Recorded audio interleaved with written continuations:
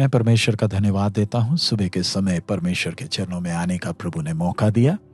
आइए आज के वचन मनन के लिए भजन संगीता 19 उसका 8 हम लोग मिलकर पढ़ेंगे। भजन संगीता 19 उसका 8। यहोवा के उपदेश सिद्ध हैं, हृदय को आनंदित कर देते हैं। यहोवा का आज्ञा निर्मल है, वो आंखों में ज्योति ले आता है।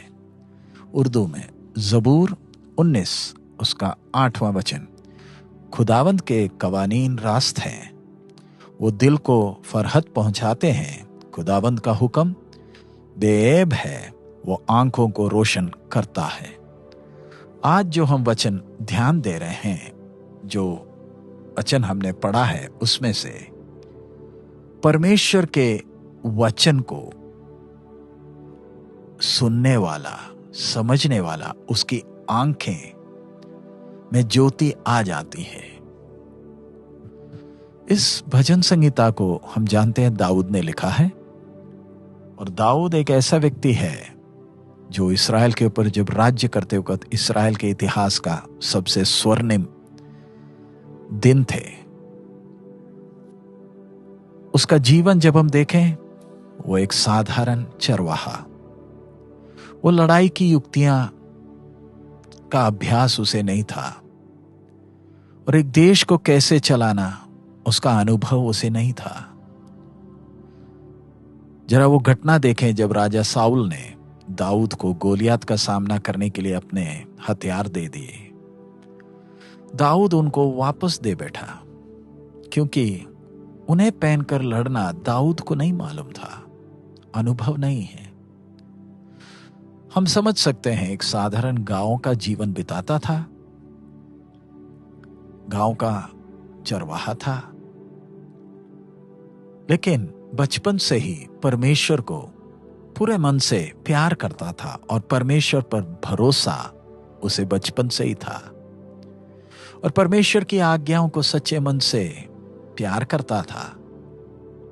और राजा साउल से कहने के लिए उसके पास कई अनुभव हैं अपने विश्वास के बारे में। वो गोलियत को विश्वास के साथ उसने गोलियत का सामना किया, और अब वो जब राजा बना है, उसे किसी बात की चिंता करने की जरूरत नहीं, क्योंकि उसे मालूम है जिस परमेश्वर ने उसे अभी तक चलाया, वो उसे आगे भी हर कदम में चलाएगा। इधर हम दाऊद और पहला आदमी आदम के विश्वास में फर्क हम देख सकते हैं। पहला मनुष्य आदम अपने ज्ञान पर भरोसा किया। उसे लगा कि मैं अपने बुद्धि पर भरोसा करूंगा तो बहुत कुछ कर सकता हूं, लेकिन हुआ बिल्कुल उल्टा, बिल्कुल विपरीत। वो अपने परिवार को भी संभाल नहीं पाया, और कितनी बड़ी तबाही मच गई। लेकिन बिल्कुल उलट हम दाऊद को जब देखते हैं, हर कदम में वो परमेश्वर पर भरोसा किया, उसकी आज्ञाओं पर भरोसा किया, और लोगों के लिए, देश के लिए आशीष का कारण बना। लेकिन जब कभी उसने भी अपने ज्ञान पर भरोसा किया तो वो बड़ी समस्याओं में उलझ गया, अपने परिवार में और अपने देश में भी।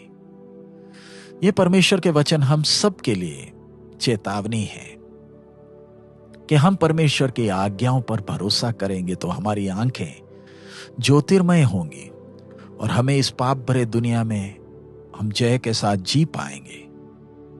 परमेश्वर की आज्ञाएं उस व्यक्ति के लिए कठिन है जो अपनी बुद्धि का पर भरोसा करता है, आदम की तरह, जिसको परमेश्वर पर भरोसा नहीं है, परमेश्वर का स्वभाव को अच्छी तरह जानता नहीं। लेकिन अगर हम परमेश्वर को प्यार करें और उस पर भरोसा करें, तो परमेश्वर की आज्ञाएं कभी भी हमारे लिए बोझ नहीं होंगी। परमेश्वर का वचन हमें दिन प्रतिदिन हमारी आंखों में ज्योति लाएगा, और हमें परमेश्वर के स्वभाव को समझने में मदद करेगा, और अनंत जीवन का भागी बनाएगा। परमेश्वर की आज्ञाएं शुद्ध हैं, और वो हमें पवित्र जीवन बिताने में मदद करती हैं, अगर हम उन्हें दिल से माने। जिन आंखों ने ज्योति पाई है, वो अशुद्ध चीजों को अच्छी तरह पहचान पाती हैं, और वो उसे पाप के दलदल से बचाए रखती है। ध्यान रखें, हम सब पाप में हमारा जन्म हुआ, और ये पापमय स्वभाव हमारे अंदर है। केवल परमेश्वर ही हमारी आंखों में ज्योति ला सकता है ताकि हम चीजों को पवित्रता से देख सके।